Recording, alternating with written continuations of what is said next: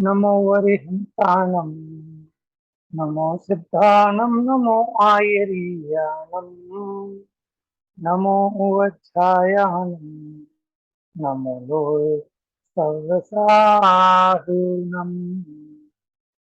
वन्दितु सर्वसिद्धे ध्रुवमचलमनोवमं गतिं पत्ते गोच्छामि समयपाहुरे निर्मोचुबते वली भणिदम् नमः समंसाराय स्वानुभूत्या च भासते चित्स्वभावाय भावाय सर्वभावं च रक्षते निज स्वरूप को परम रस जामे भरो अपार वंदो परमानंदमय समय सार अधिकार। समय सार जी सर्व शुद्ध ज्ञान अधिकार और अपनी ये गाथाएं 385 से 386 तक हिंदी हिंदी का पाठ पढ़ते हैं। शुभ और अशुभ अनेक विध के कर्म पूरब जो किए उनसे निवर्ते आत्म को वो आत्मा प्रतिक्रमण है। शुभ और अशुभ भावी कर्म का बंद हो जिन भाव में उनसे निवर्तन जो करे वो आत्मा पचखान है।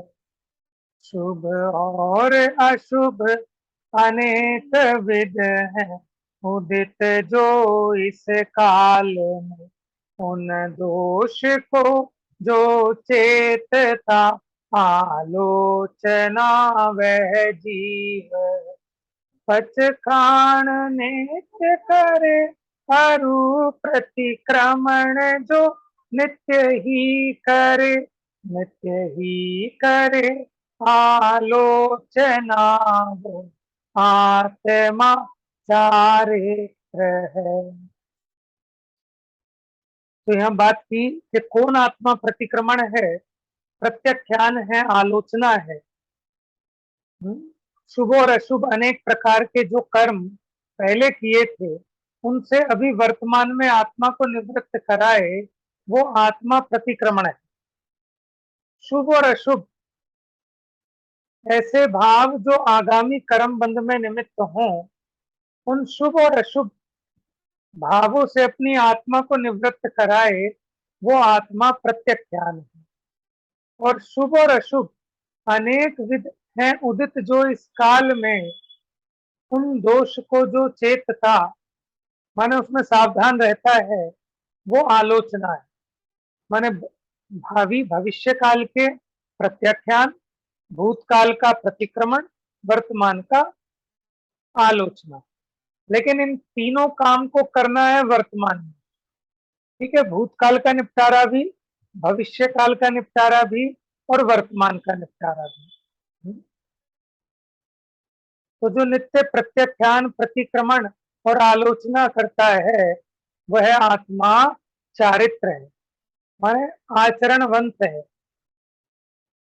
देखिए टीका जो अपनी चली थी, जो आत्मा उद्गल कर्म के विपाक से हुए भावों से अपने को छुड़ाता है। ठीक है, पुद्गल सबको समझ में आया। पुद्गल कर्म मतलब ये जो ज्ञानावरण, दर्शनावरण, मोहनीय, अंतराय, आयु, नाम, गोत्र, वेदनीय, ये जो 8 कर्म है ये पुद्गल की रचना है, इसलिए इनको कहा पुद्गल कर्म। विपाक माने क्या होता है, उसका पक जाना, उसकी स्थिति पूरी होना और उसमें जो उसका उदय आता है उसको कहते हैं विपाक। तो पुद्गल कर्म भले ही अनादि से पड़ा हो अपने साथ, लेकिन उसका अपने साथ कोई निमित्त नैमित्तिक संबंध नहीं। कौन से कर्म का अपने साथ निमित्त नैमित्तिक संबंध होता है कि जो उदय में आया है। जब ये कर्म उदय में आता है तब जीव के भावों में निमित्त होता है। तो जो आत्मा पुद्गल कर्म के उदय से हुए भावों से अपने को छुड़ाता है माने बचाता है, दूर रखता है।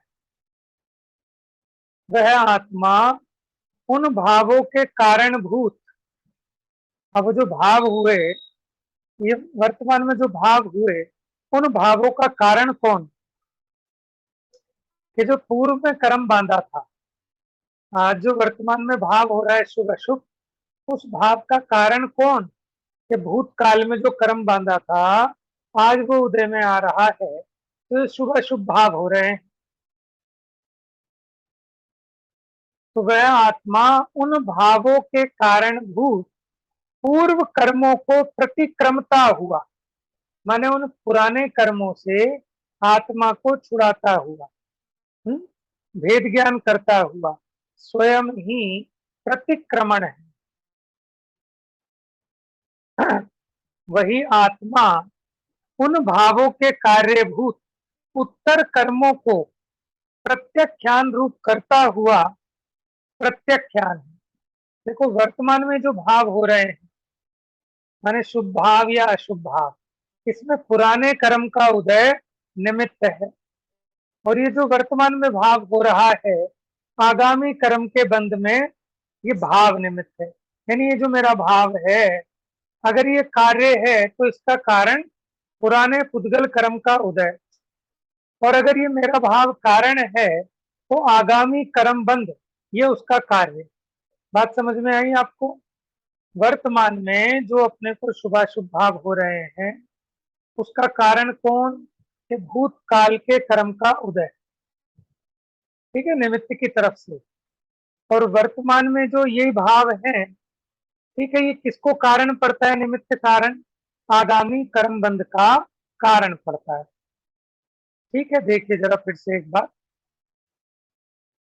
जो आत्मा उद्गल कर्म के विपाक से हुए भावों से अपने को छुड़ाता है, बचाता है, वह आत्मा उन भावों के कारणभूत, माने जो ये भाव हो रहे हैं अपने को विकारी भाव, उन भावों के कारणभूत पूर्व कर्मों को प्रतिक्रमता हुआ। पूर्व कर्म माने भूतकाल के कर्मों को प्रतिक्रमता हुआ, माने छोड़ता हुआ, स्वयं ही प्रतिक्रमण है। और वही आत्मा उन भावों के कार्यभूत, माने मेरा भाव कारण भी है और कार्य भी है। कारण किसका? उत्तर कर्मों के बंध का कारण, माने आगामी आने वाले कर्म बंध का कारण। और कार्य किसका? कि पुराने जो पूर्व में कर्म बांधे थे, अब जब उनका उदय आया तो उसके उदय के निमित्त में ये विकारी भाव होते हैं। ये बात समझ में आया? कारण कार्य कैसा बताया? निमित्त की अपेक्षा बताया। पुराने कर्म का उदय कारण, तो मेरा विकारी भाव कार्य, और ये मेरा विकारी भाव कारण, तो जो नया कर्म बंधा वो कार्य।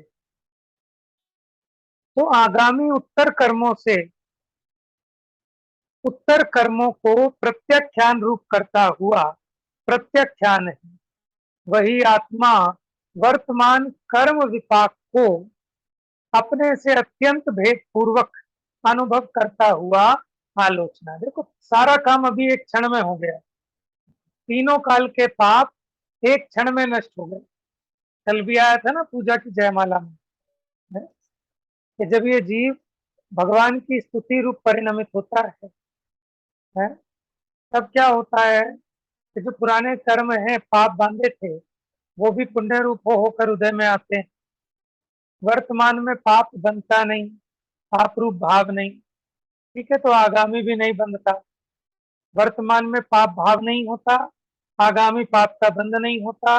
पुराने पाप का संक्रमण हो जाए, वो पुण्य रूप पलट जाए, अथवा तो उनका बहुत मंद उदय हो जाए पाप का, तो इसलिए तीनों कालों के पाप से बच गए। उसी प्रकार भूतकाल का कर्म, वर्तमान का कर्म और आगामी कर्म, क्षण भर निज रस को पी चेतन, मिथ्यामल को धो देता है। माने एक क्षण भर को ये अपनी आत्मा का रस पिए, माने अतीन्द्रिय आनंद को भोगे, अंतर्मुख हो तो उस क्षण क्या होता है कि वो तो मिथ्यामल के नाश की बात कही, लेकिन उस समय के लिए जो पुराना कर्म था वो भी निर्जरित होता है क्योंकि अपने विकारी भाव नहीं है, और उस संबंधी आगामी कर्म बंद नहीं होता। ठीक है, और वर्तमान में उस कर्म से भिन्न अपनी आत्मा का अनुभव हो ही रहा है। ठीक है, ये तो मैंने एग्जाम्पल के रूप में बताया, लेकिन आचार्य देव तो यहाँ एक जनरल बात कर रहे हैं, खाली मिथ्यात्व के विषय में नहीं। ये तो एक जनरल बात है सबके लिए। वही आत्मा कि जिसने पुराने कर्म का प्रतिक्रमण किया, आगामी कर्मों का प्रत्याख्यान किया और वर्तमान कर्म विपाक को अपने से, देखो अभी जो उदय में आ रहा है वो तो आ ही गया, लेकिन उससे अभी वर्तमान में अपने को अत्यंत भेद पूर्वक अनुभव करता हुआ, तो वर्तमान कर्म के उदय से कैसे भेद पूर्वक अनुभव करेगा कि मैं ज्ञानमयी हूं, ऐसा जिसने अनुभव करता है उसी को यहाँ कह रहे हैं कि वो अपने को कर्म रूप नहीं अनुभवता, वो ज्ञान रूप अनुभवता है। इसी का नाम आलोचना है। इस प्रकार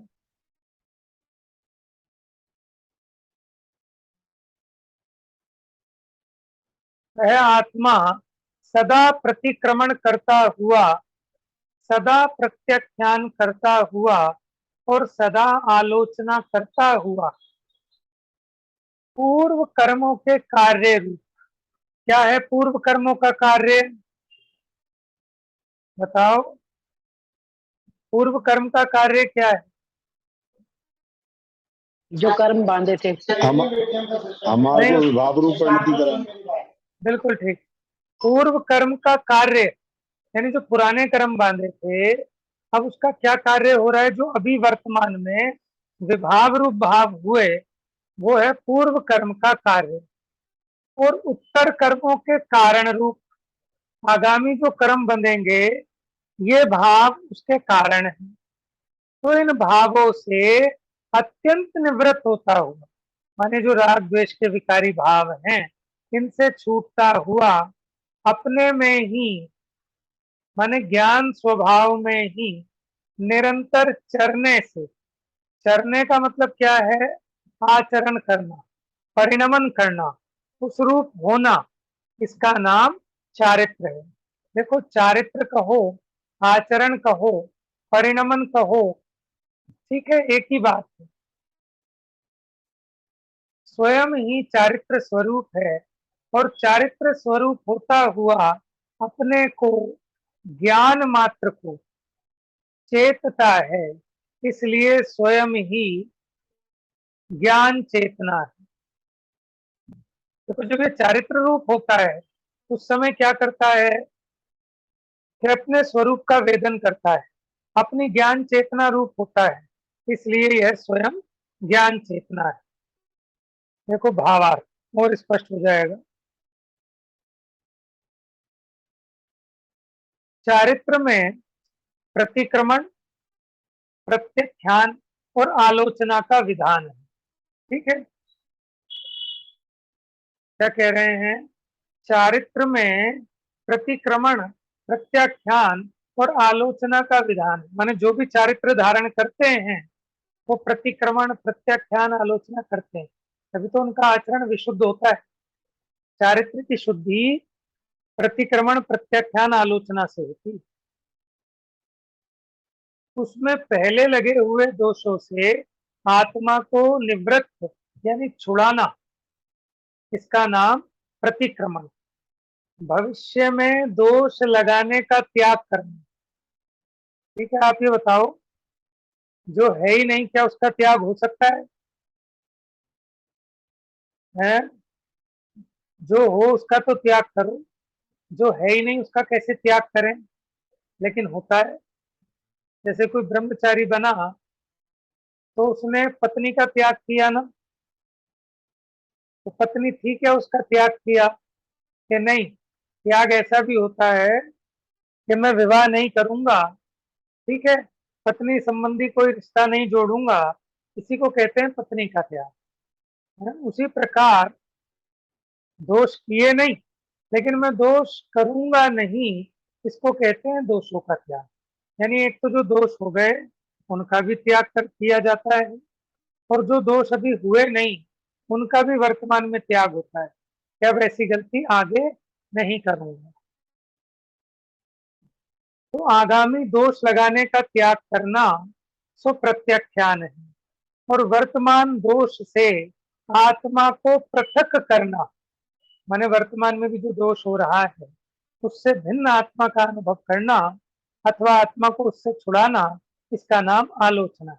अंतर सिर्फ इतना है कि प्रतिक्रमण होता है भूतकाल के दोषों का, प्रत्याख्यान कहते हैं भविष्य के दोषों का त्याग, और आलोचना वर्तमान के दोषों का त्याग। यहाँ निश्चय चारित्र को प्रदान करके कथन है, इसलिए निश्चय से विचार करने पर जो आत्मा तीनों काल के कर्मों से अपने को भिन्न जानता है मन अपने ज्ञान में ज्ञान का अनुभव करता है।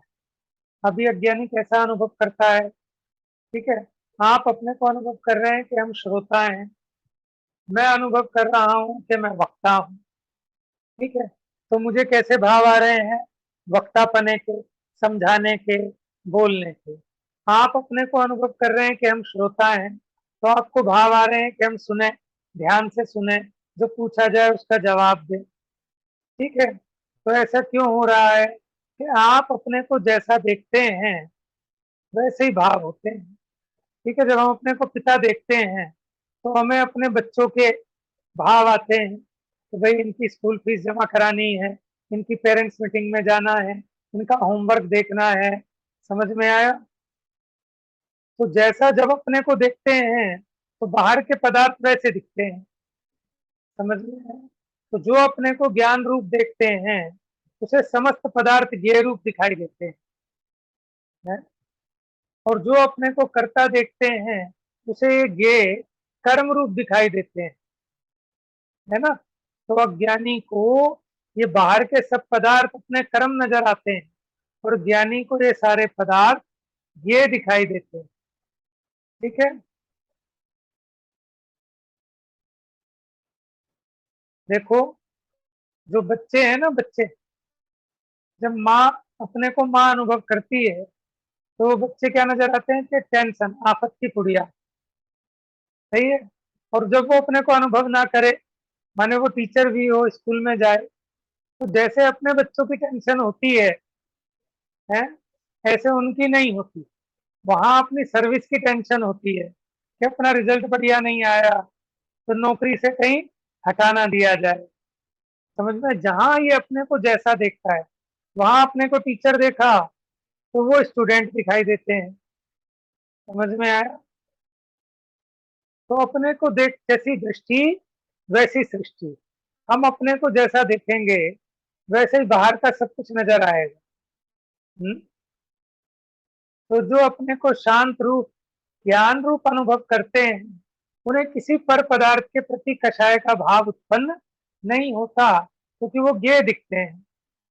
ठीक है, जब हम अपने को ये शरीर वाला देखते हैं, ठीक है, हम अपने को गोरा देखे, काला देखे, मोटा देखे, पतला देखे, तो फिर ये सारे कषाय के काम चालू हो जाते हैं।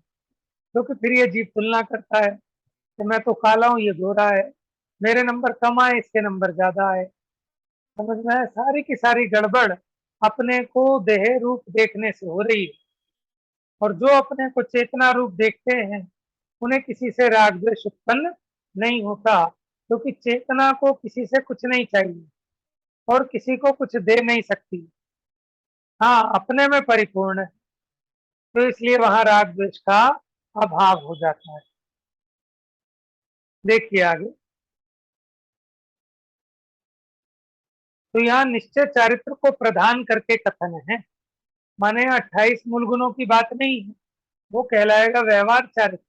लेकिन भीतर में कहाँ लीनता है, क्या कर रहे हैं? बाहर में तो आपको दिखेगा कि मुनिराज 28 मूल गुणों का पालन कर रहे हैं, मुनिराज उपदेश कर रहे हैं, मुनिराज स्वाध्याय कर रहे हैं। ये तो व्यवहार चारित्र है जो आपको बाहर से दिखाई दे रहा है। अंतरंग चारित्र अपने ज्ञान श्रद्धान में लीन है, अपने चेतनामय स्वरूप का निरंतर स्वसंवेदन करते हैं, ये निश्चय चारित्र है। ठीक है, तो यह निश्चय चारित्र की प्रधानता से कथन है। देखो, आप मंदिर जाओ, 1 घंटा पूजा करो, तो वो दिखाई देगा कि हाँ साहब धर्म कर रहे हैं, लेकिन ये वास्तविक धर्म नहीं है। इसे आप धर्म का साधन कह सकते हैं, धर्म का कारण कह सकते हैं, धर्म का अवलंबन कह सकते हैं, लेकिन उस काल में ये जीव को जो भेद विज्ञान होता है देह और आत्मा के बीच, हित रूप क्या है, अहित रूप क्या है, जब ऐसा विवेक जागृत होता है, विचार होता है, तब इसकी परिणति में समता भाव प्रकट होता है, और उस समता भाव का नाम धर्म है। क्या कहा? राग द्वेष अधर्म है और वीतरागता धर्म है। वीतरागता बोलो या समता भाव बोलो, कषाय का ना होना, इसका नाम धर्म है। कोई कुछ पूछ रहा है?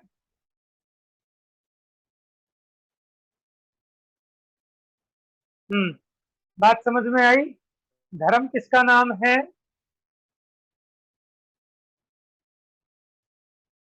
ठीक है, तो आपको ये भी पता होना चाहिए अधर्म क्या है। अधर्म क्या है? ये राग द्वेष, ये अधर्म है, और इन राग द्वेष का अभाव, उसका नाम धर्म है। ठीक है, धर्म, भगवान महावीर ने धर्म किया, क्यों? क्योंकि उन्होंने राग द्वेष का अभाव किया। धर्म बाहर में नहीं होता, जहां अधर्म है वहीं तो धर्म की स्थापना करनी है। लेकिन वहां क्या कहते हैं? धर्म संस्थापना थायर संभवामी युगे युगे। इस धरती पर महापुरुषों ने जन्म किस लिए लिया है? धर्म की स्थापना करने के लिए। जब ये जीवों के पाप बहुत बढ़ जाता है, तो इनके पाप का घड़ा फोड़कर संसार में धर्म की स्थापना करने के लिए महापुरुषों का जन्म होता है, महाभारत में कहते हैं ना। लेकिन हम यहाँ क्या कहते हैं कि अपनी परिणति में ही अधर्म हुआ है, बाहर में कहीं कुछ अधर्म नहीं, तो अपनी परिणति में ही धर्म पैदा करना है। धर्म क्या है? प्रवचन सार जी छठी गाथा, वहां वो कहते हैं मोह और क्षोभ से रहित जो आत्मा का परिणाम है, उसका नाम समता है, और जो समता है वही चारित्र है, और जो चारित्र है वही धर्म है। ठीक है, मैं सोचता हूँ कि आपका एक प्रश्न मंच भी होना चाहिए, ताकि ये जो बातें आती हैं बाद में पूछ ली जाए, उससे रिवाइज हो जाती है ना। तो फिर से सुनो ध्यान से, गाथा क्या है? चारित्रम खलु धम्मो, कि चारित्र ही धर्म है। धम्मो जो सो सामोत्तीर्ण दिठो, क्या? चारित्र ही धर्म है, और वह धर्म समता भाव है। चारित्र ही धर्म है, लेकिन चारित्र क्या है? जय जय नाथ परम गुरु हो ताली बजाना, इतना मात्र तो धर्म नहीं है। क्योंकि हमने पढ़ा है कि धर्म करने से सुख होता है, लेकिन हमने जो 1 घंटे पूजा की, अगर इसमें सुख होता तो 2 घंटा करें तो डबल सुख होना चाहिए, और 4 घंटा करें तो 4 गुना सुख होना चाहिए। लेकिन अपने हृदय पे हाथ रख के देखें कि अब सुख होगा कि दुख होगा। 4 की जगह फिर 8 करें, 8 की जगह 16 घंटे करें तो दुख बढ़ जाएगा। इसका मतलब वो सच्चा धर्म नहीं है।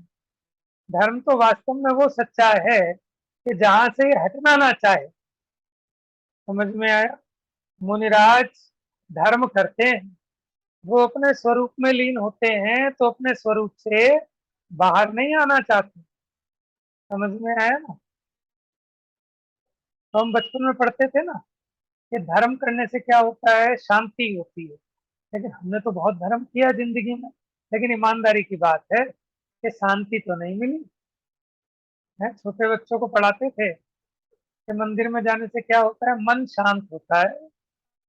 कि हमारा तो मन शांत हुआ नहीं कभी, और अशांत हो जाता है कि चलो चलो कब घर चलेंगे, कब घर चलेंगे। तो इसका मतलब हम अभी मंदिर सही से गए नहीं, हमारी विधि में कुछ गड़बड़ है। तो ये बात तो सच्ची है, लेकिन ये सब चीजें जब ज्ञान पूर्वक होंगी तब ये आनंददायक होती हैं, और बिना ज्ञान के अज्ञान पूर्वक की क्रियाएं वो आनंददायी नहीं होती, वो बोझा हो जाती है। समझ में है? आप अपने बच्चे को बिठा लो स्वाध्याय में अभी, अगर उसके कुछ समझ में नहीं आएगा तो उसको आनंद आएगा कि कषाय बनेगी, ये बताओ। चलो बच्चे की छोड़ो, यहाँ पे भी अगर आपको किसी दिन कुछ विषय समझ में ना आए तो आपको आनंद होगा कि कषाय होगी, है, कषाय होगी। तो कषाय होगी तो सुख होगा कि दुख होगा? दुख होगा। और जब कषाय नहीं होगी तब सुख होता है। तो इसलिए वहां वो कहते हैं कि वास्तव में चारित्र ही धर्म है। और वो चारित्र क्या है? कि समता भाव। अब कोई पूछे समता भाव क्या है? मोह खोह विहीनो परिणामो अपनो भूसमो। के मोह और खो मैंने क्षोभ, क्षोभ मैंने क्रोध आदि, यानी कषाय, यानी मोह खोह।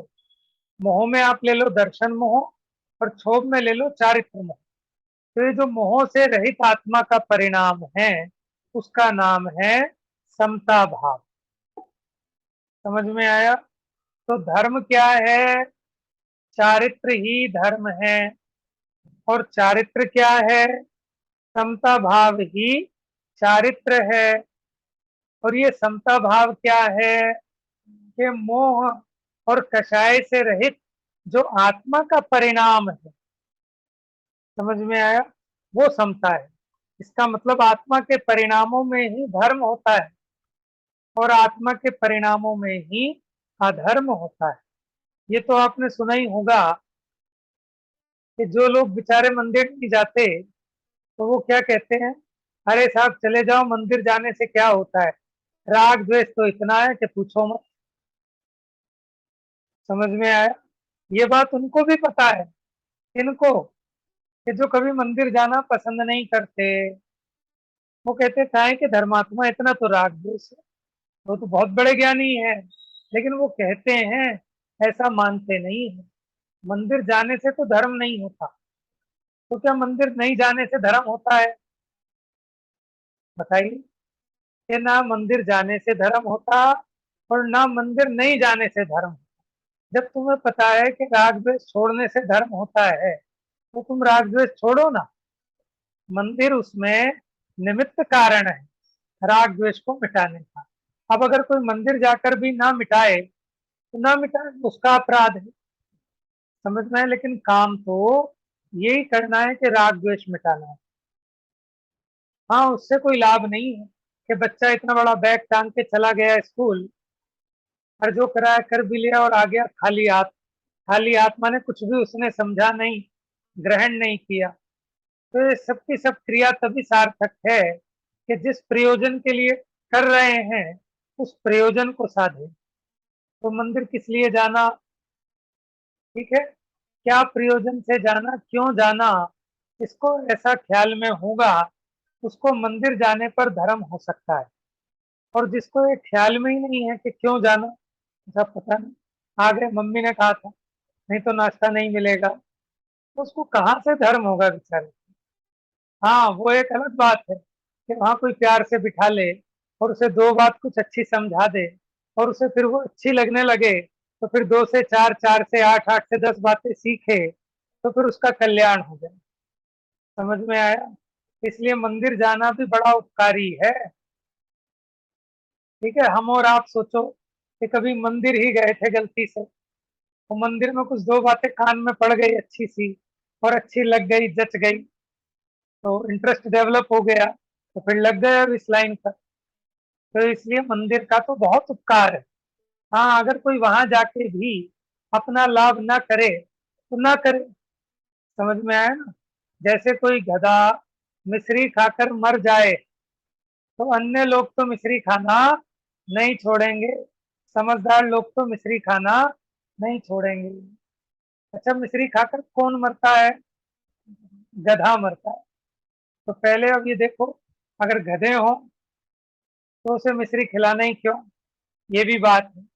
लेकिन उस प्रकरण की चर्चा फिर कभी करेंगे, क्योंकि लोगों को ऐसा लगता है कि मंदिर में ना ये सब लोग बड़ी कसाई करते हैं।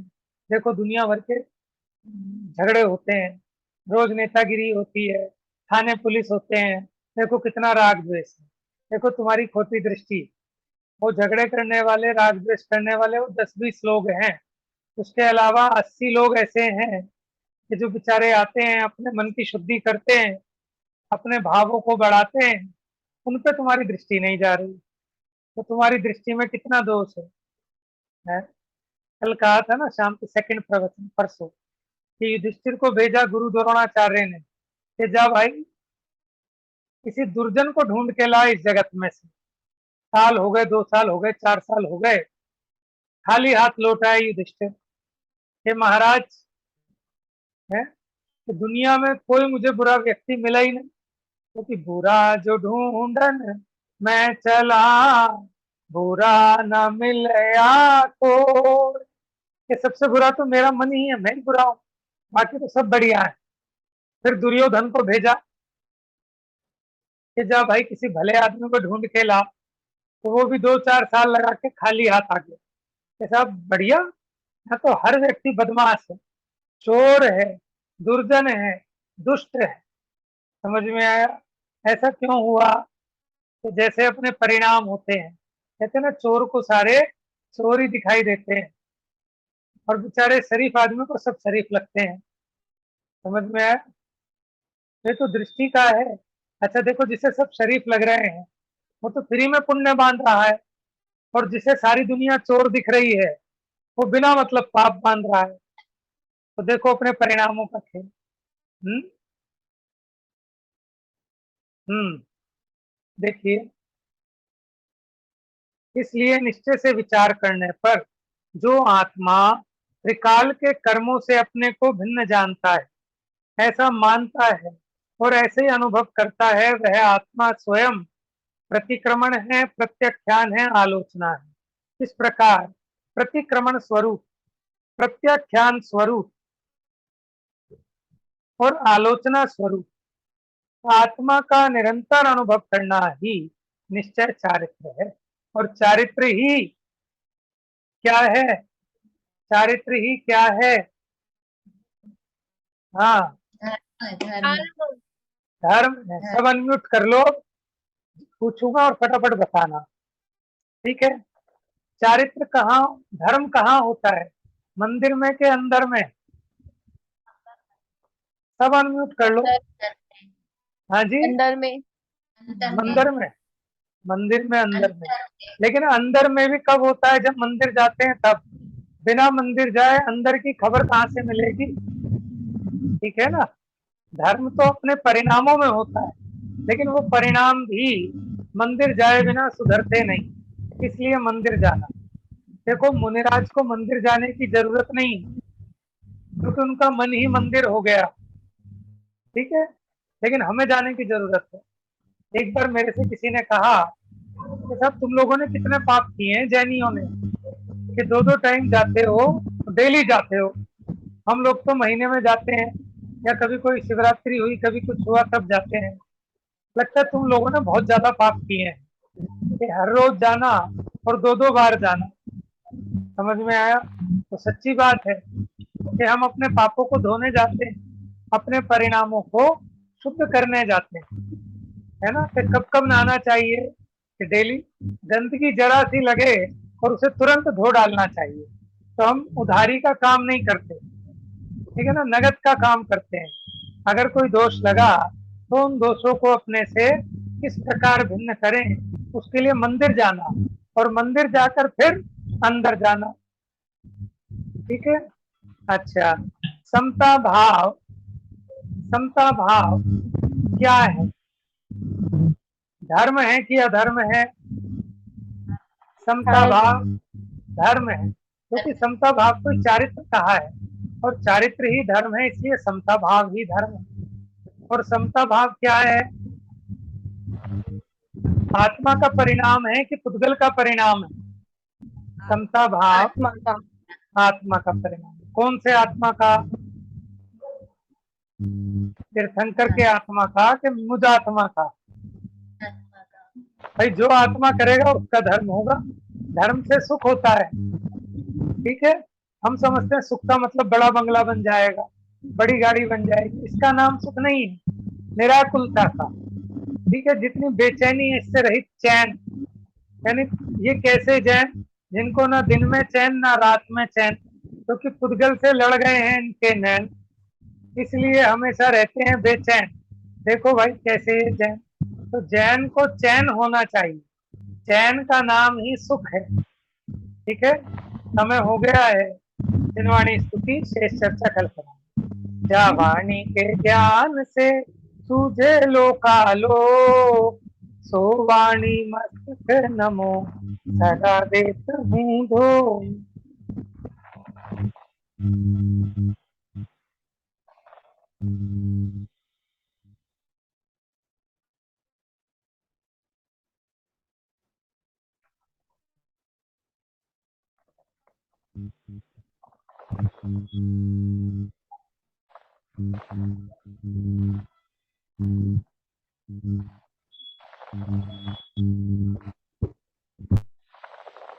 द्वादशांग जिनवाणी माता की